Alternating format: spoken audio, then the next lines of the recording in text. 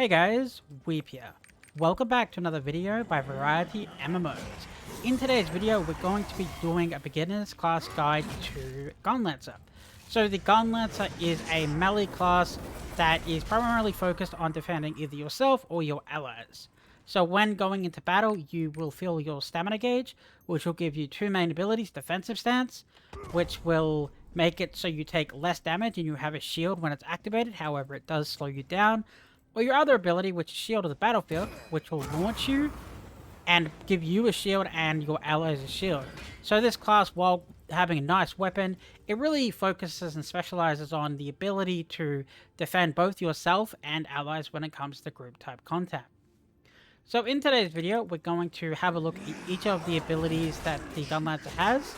Then we're going to go ahead and have a look at some leveling abilities you can use to level quickly.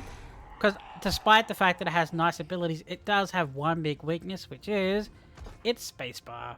Every other class will roll forward most of the time. This class does not. And it can really irk some people, so you're really going to want a nice leveling guide so you can level up quickly despite the fact that you jump backwards.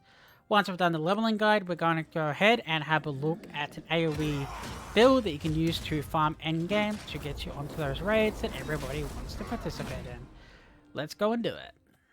So let's have a look at those Gunlancer abilities. So first up we have Sharp Spear. As always, these translations will be significantly off that you will notice on the English version, so please do look at the icons if you get a little bit confused. So we have Sharp Spear, Rising Spear, Fire Bullet, Dash Upper Fire, Charge Stinger, Counter Spear, Spear Shot, Burst Cannon. So let's spawn some mobs.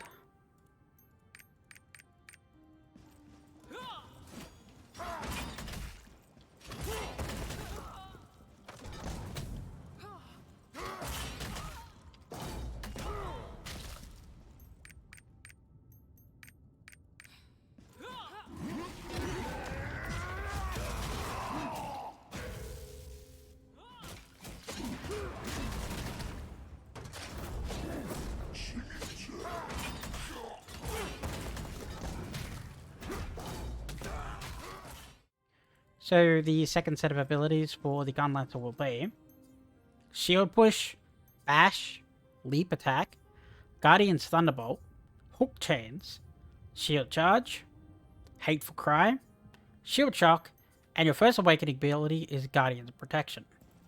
So let's spawn some mobs in. So these are your more defensive type abilities or your utility type abilities generally.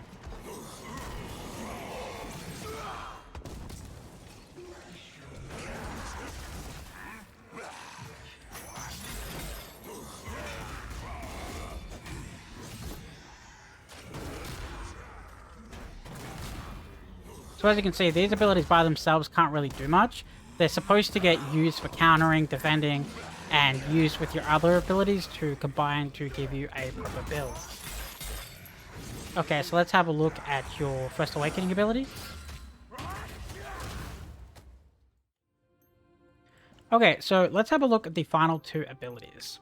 So the final two abilities are Natasha's Energy and Window of Referee. So obviously this is a terrible translation, but this is your second awakening skill. So you want to... Natasha's Energy will basically just give you a buff, which will make you a little bit stronger temporarily. And the other one is a big sword that'll drop and do damage and give your party 10% crit hit rate, which is really nice. So this is what it is. So as you can see here, critical hit rate, 10% increase. So it's really good to have. Okay, so now that we've done that, let's go and have a look at the leveling abilities that we're going to be using when leveling. Unfortunately, this class, with its spacebar jumping backwards, was very hard to get past. So you're going to want to make sure that your leveling is decent. So at level 25, I would be of the opinion that there's two main abilities that you're going to want to focus on at this point. It would be Guardian's Thunderbolt. The reason you want Guardian's Thunderbolt is because it just does an insane amount of AoE damage, which is what you need to get through your storyline faster. And Leap Attack and Shroud of Hatred. So the reason I like these 3 abilities is because Leap Attack will allow you to jump into them. Then you could do AoE damage, followed by AoE damage. The other abilities that I use would be Shield Charge, simply so you can move quicker, because, as mentioned before, hitting spacebar, not something you want to be doing.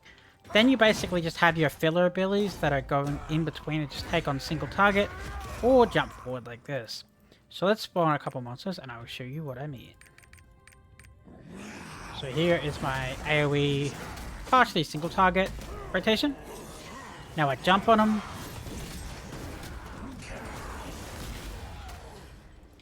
Now that they're all stunned, I go back in and do my combo again. So that's generally what I'd recommend to do at about level 25 for leveling. It does change a bit when it gets to higher leveling, so let's go and have a look at about level 40s.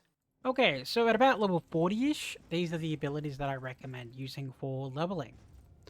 So first up is Sharp Spear, Fire Bullet. So basically these 2 abilities are a bit single targety and a bit of utility. So if we spawn in a couple of mobs, I'm going to use Sharp Spear. It pulls them in, single target. Simple. Now, the next ability would be Hook Chains. I recommend Hook Chains over a single target ability because I think that you can use bombs and whatnot to make up for any single target damage when it comes to bossing if you're having issues with it. So what I recommend is using chains because of this. Use chains to pull them together. You're now doing more damage. Boom. So the chains will actually make it so you're doing more damage to the enemy. So let me spawn a name so you can actually see that. As you can see here, attack power 25% increase. It's going to be even more important for what we do next. Okay, so what we're going to do is reset our cooldowns. We're going to pull him in.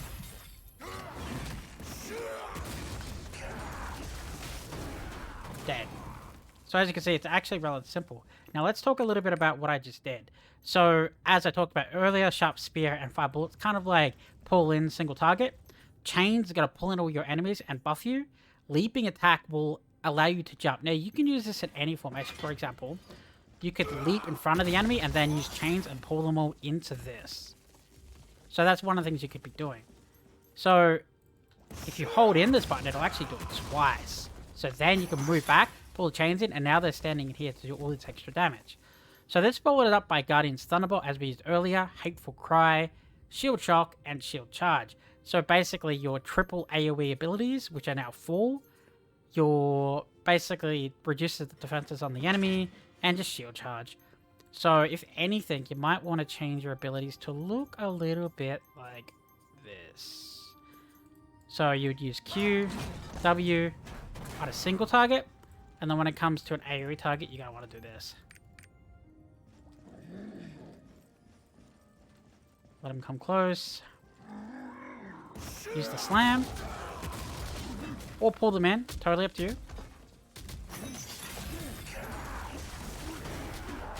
If they're still alive, pull them in and do it again.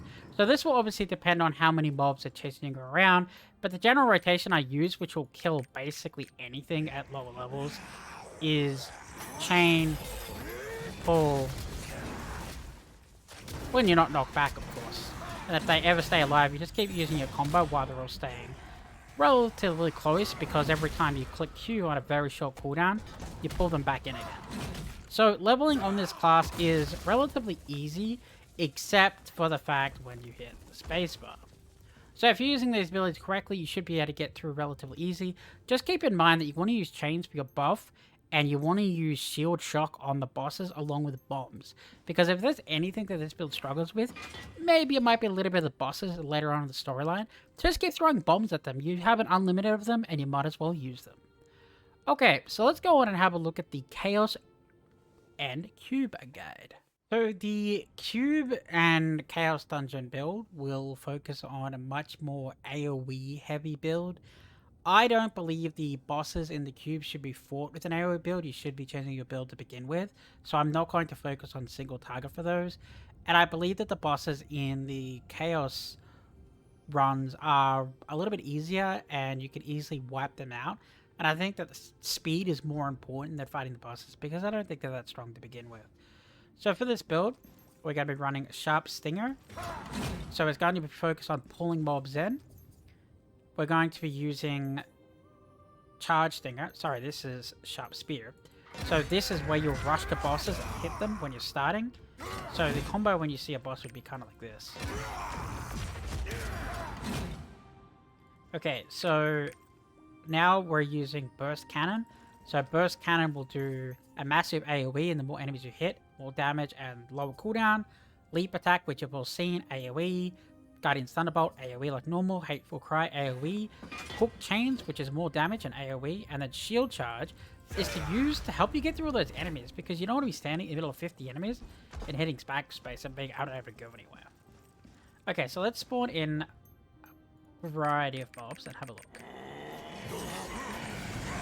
Okay. So we're going to chain. Come all in. And there you go. Now, I kind of made a mistake there because I should have used Burst Cannon first. So I will show you that again with more mobs. So you can get into the middle of them. Get in some name mobs. So get into the middle of the mobs. Now I use Burst Cannon. As you saw, they died. Then when you use the AoE, AoE, AoE. So there's a couple of ways you can do it. You can either use your Burst Cannon straight away, you can use your chains, pretty much whatever you're feeling like. I generally chain, Burst Cannon, jump, and go like that. The reason I do that is because the chains give you extra damage, and the Burst Cannon is a majority of your damage.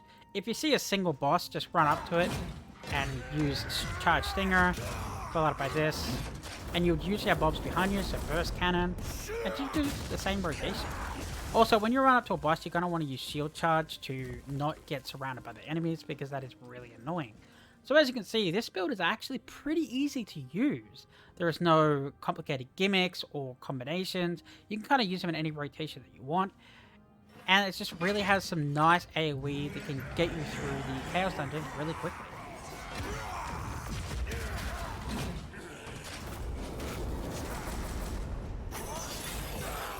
And there you go. So that is everything that you need to know for the beginner's guide to Gunlancer for Lost Ark. Hopefully this guide will arm you with the knowledge that you need to get through all the early content and to get you through your beginner endgame content while you are gearing up and preparing for raids. Thanks for watching, guys. Peace.